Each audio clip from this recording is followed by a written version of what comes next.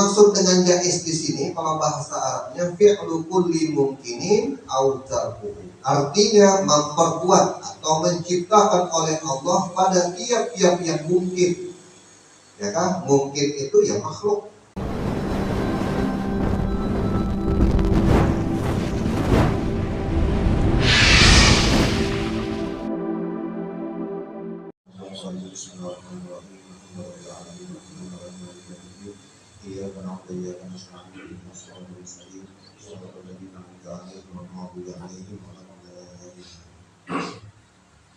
A'udzubillahi Bismillahirrahmanirrahim. Alhamdulillahirabbil alamin.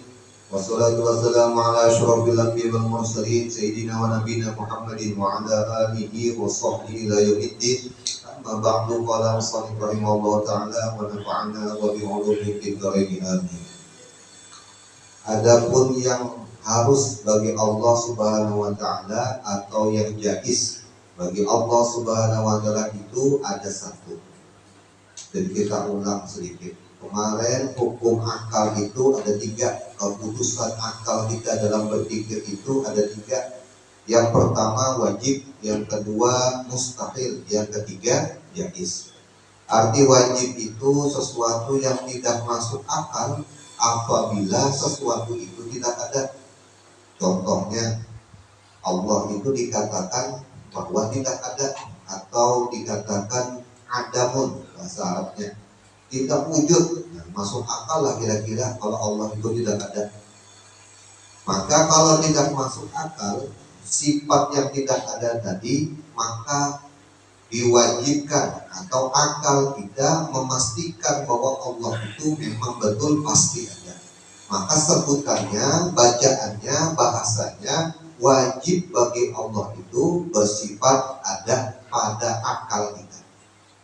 Adapun yang disebut dengan mustahil, apa yang artinya yang mana mustahil itu sesuatu yang tidak masuk akal apabila sesuatu itu ada. Contohnya Allah bersifat lemah, atau Allah bersifat jahil, atau Allah bersifat tuli, tidak melihat. Kira-kira adanya sifat-sifat tersebut tadi masuk akal lah menurut kita. Nah, tidak masuk akal berarti Allah itu tidak masuk akal, atau bahasanya mustahil. Allah itu bersifat lemah, bersifat jahil, atau bersifat yang lainnya, atau tidak hidup dan yang lainnya. Maka akal kita itu tidak menerima kalau adanya sifat-sifat tersebut. Jadi keputusan akal kita meyakini bahwa mustahil bagi Allah itu bersifat lemah, lelawanan daripada sifat yang wajib bagi Allah Subhanahu wa ta'ala, yaitu sifat kuasa. Nah, di dalam sifat 20 ini yang wajib kita imani itu ada 20 sifat. Sudah kita baca semua. Dan yang mustahil itu ada juga 20 sifat. Lalu ada lagi sifat Tuhan yang wajib kita imani, yang wajib kita ketahui, yaitu sifat yang ke-21, yaitu jaiz bagi Allah Subhanahu wa ta'ala. Jaiz ini artinya harus. Arti harus tuh kalau bahasa kita itu mungkin saja Allah itu dalam melakukan sesuatu, menjadikan sesuatu, apakah diadakannya atau tidak diadakannya. Akal kita itu menerima Allah ini menciptakan kita, dan Allah ini juga tidak menciptakan kita. Artinya menurut akal kita sah-sah saja Allah itu dalam menciptakan sesuatu itu atau tidak menciptakan sesuatu itu. Kenapa? Karena makhluk atau ciptaannya itu memang betul-betul adalah milik Allah Subhanahu wa ta'ala. Memang betul-betul inilah kekuasaan Tuhan atau kemampuan Tuhan. Jadi dalam menciptakan sesuatu itu bagi Tuhan itu sah-sah saja. Kalau pian masih bingung, contohnya lagi, pian punya toko. Toko itu memang betul milik pian. Pian itu mau masuk ke toko, mau turun ke toko tadi, itu terserah pian. Kenapa? Karena menurut pian ya aku itu pemiliknya. Mau kujaga kan tokoku tadi, mau tidak kujaga kan itu hakku, bilang pemilik toko tadi. Begitu juga Tuhan terhadap ciptaannya atau makhluk-makhluknya. Jadi bagi Tuhan itu tidak dituntut, Tuhan itu tidak diwajibkan dia menciptakan makhluknya. Sebagaimana orang tadi perumpamaannya, orang yang memiliki toko tadi, dia mau turun kan, mau enggak kan, tidak ada urusan baginya. Kenapa? Karena si toko tadi memang betul-betul miliknya. Yang mampu untuk menjaga toko, ya memang si pemilik si toko tadi. Artinya bagi si pemilik toko itu terserah aku aja. Kenapa? Karena ya tadi itu milikku bilangnya. Nah begitu juga Allah Subhanahu Wa Taala terhadap apa-apa yang diperbuat. Jadi secara tidak langsung sifat jaiz ini atau hukum jaiz ini ialah salah satu ciri khas Tuhan itu dalam berbuat atau menciptakan terhadap makhluk-makhluknya. Nah, di dalam berbuatnya Tuhan, di sini ada yang perlu kita wajib yakini, yaitu hukumnya atau keputusan akal kita di dalam Allah itu memperbuat atau menciptakan makhluk, itu hukumnya jaiz. Atau ya tadi terserah Tuhan tadi. Mau jadikannya kah, mau tidak kah, mau dimasukkannya orang ke dalam surga atau masukkannya ke dalam neraka, itu terserah Tuhan. Yang dimaksud dengan jaiz di sini kalau bahasa Arabnya fi'lu kulli mumkinin au tarkuhu. Artinya memperbuat atau menciptakan oleh Allah pada tiap-tiap yang mungkin. Ya kan? Mungkin itu ya makhluk. Mungkin dijadikannya kah atau mungkin tidak dijadikannya. Jadi ciri khas Tuhan itu dalam berbuat, dalam menciptakan, dalam bergegawi, bahwanya Allah itu jaiz aja bagi Tuhan. Maksudnya apa? Menurut hukum pada akal kita itu sah-sah aja bagi Tuhan, mau dijadikannya atau tidak dijadikannya. Ini dulu yang harus kita mantapkan keyakinan. Apa hikmahnya? Supaya kita itu tidak berpegang kepada amal ibadah kita. Itulah hikmahnya orang tadi mempelajari hukum jaiz bagi Allah Subhanahu Wa Taala. Ya kalau orang tidak paham sifat yang 21 tadi, khawatirnya seakan-akan keselamatan itu datangnya dari amal.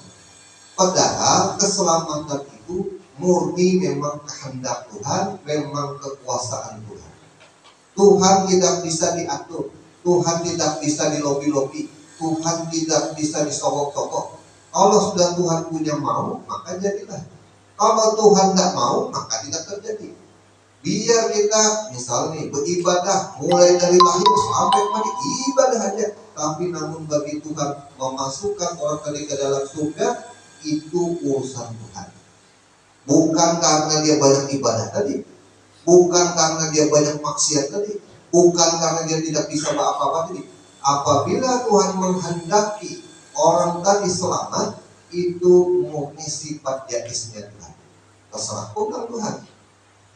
Nah maka dari itu dengan adanya kita meyakini bagi Allah ini bersifat jaiz, kita jadinya takut dan sama Tuhan, dan kita jangan sampai menghinakan orang. Misal ada orang kafir misalkan, ya kan? Tahu-tahu di akhir umurnya memang kehendak Tuhan orang tadi selamat, maka itu bagi Tuhan jaiz aja hukumnya.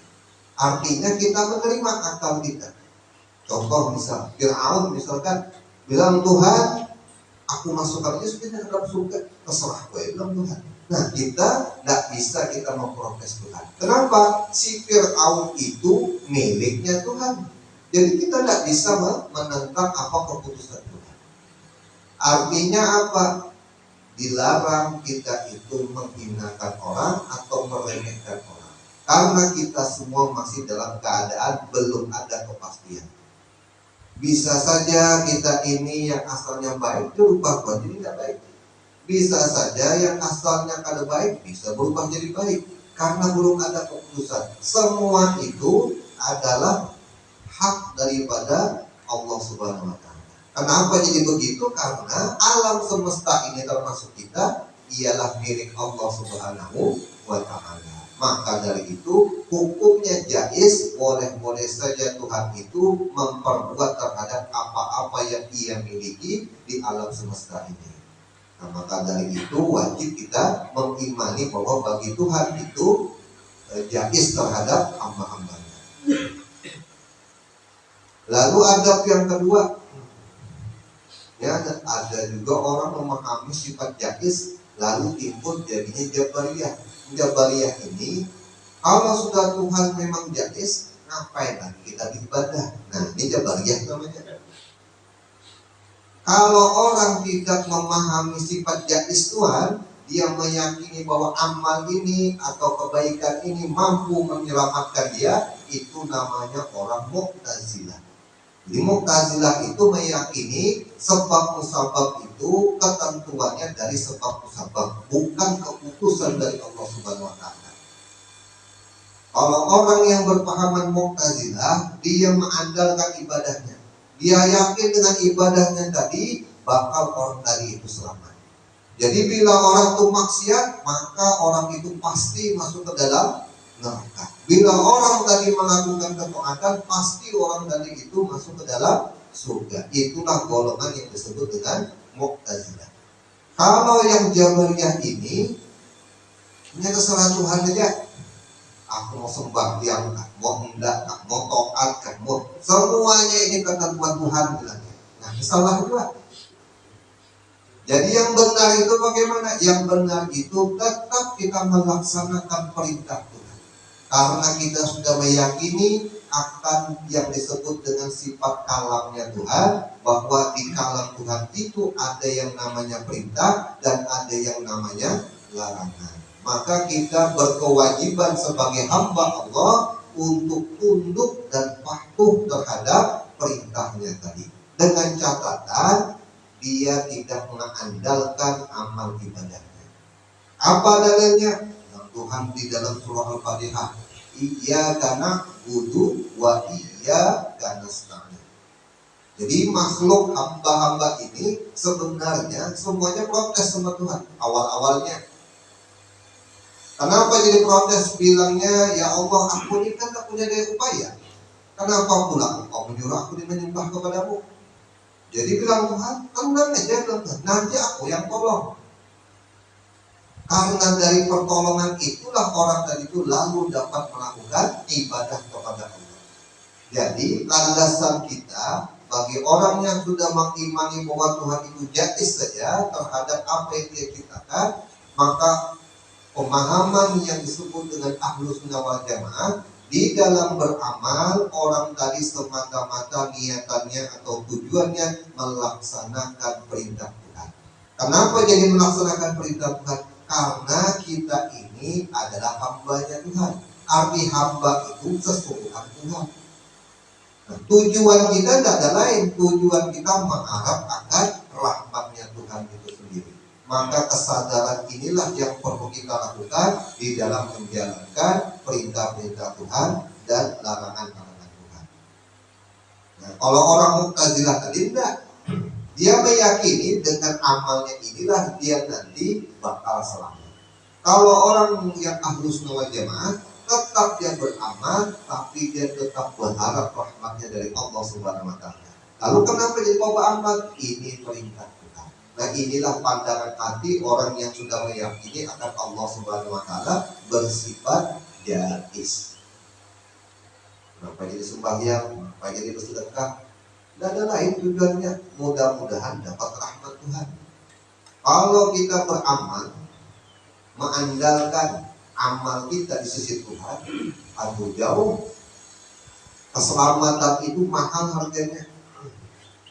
Segi mata aja Tuhan tanding amal kita nih, mulai dari lahir sampai kemati ibadahnya isinya tidak ada apa-apanya dengan segi mata. Kalau mau kita tanding amal kita, makanya amal itu tidak ada faedahnya di sisi Allah Subhanahu wa Ta'ala. Jadi kalau kita ini selamat, itu murni memang rahmatnya Allah Subhanahu wa Ta'ala. Kalau misalkan kita ini juga memang disiksa Tuhan, bukti keadilan Allah Subhanahu wa Ta'ala. Itulah keyakinan bagi orang yang pemahaman Ahlus Sunnah wal Jamaah.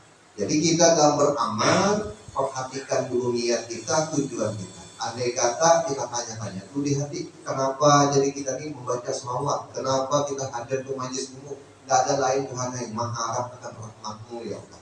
Itu aja tujuan, tidak lain. Sekira aku ini selamat. Jadi Tuhannya yang kita harap, bukan amal sih tadi.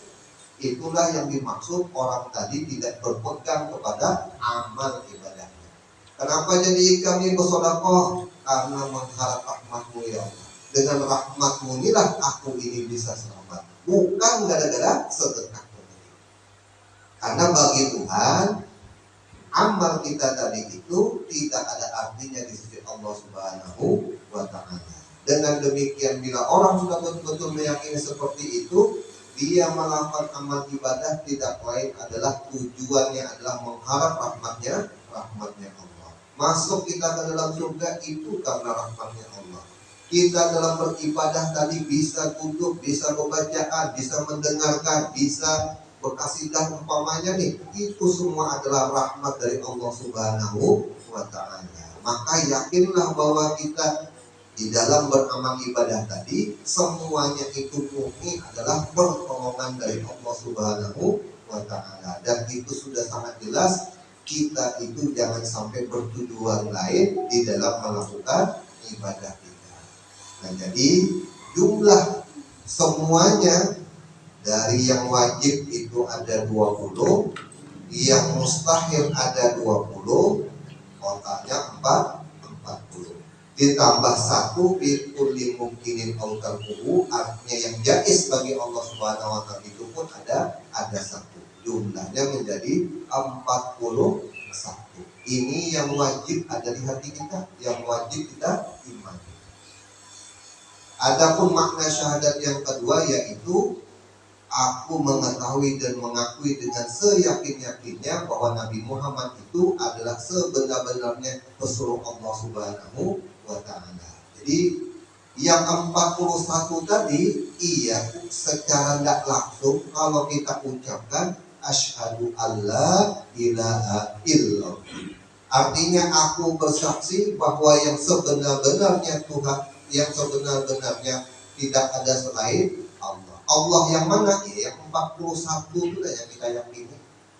Nah, coba kalau dia tidak paham yang 41, lalu ikut-ikutan ini apa menyebut nama Allah? Allah juga aku yakini. Nah, kalau orang yang paham, Allah itu bersifat wujud, adanya dia itu dengan sendirinya, dalilnya apa di Quran? Tahu orang tadi.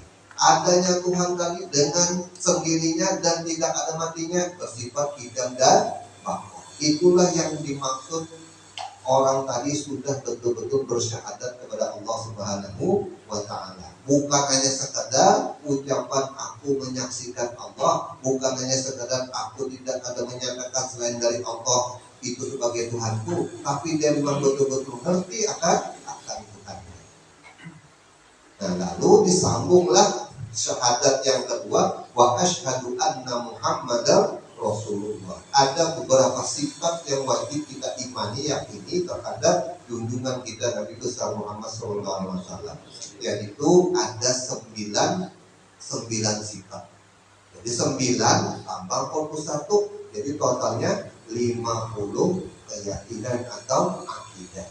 Digabung menjadi wa asyhadu an la ilaha illallah wa asyhadu anna Muhammadar Rasulullah. Inilah yang disebut dengan mempelajari tentang sifat 20 atau disebut dengan tauhid, syahadat tauhid dan syahadat Rasul. Insyaallah minggu depan dilanjut.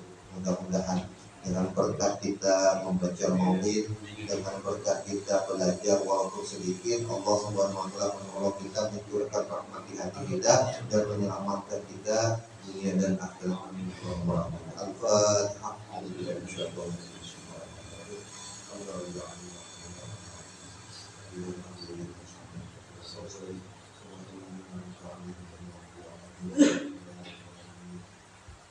Bismillahirrahmanirrahim. Alhamdulillahirabbil alamin. Wassalatu wassalamu ala asyrafil anbiya'i wal mursalin sayyidina nabiyina Muhammadin wa ala alihi wa sahbihi ajma'in. Allahumma inna nas'aluka 'ilman nafi'an wa rizqan wasi'an wa 'amalan mutaqabbalan. Rabbana atina fid dunya hasanah wa fil akhirati hasanah wa qina adzabannar. Wassallallahu ala sayyidina nabiyina Muhammadin wa ala alihi wa sahbihi ajma'in. Alhamdulillahi rabbil alamin.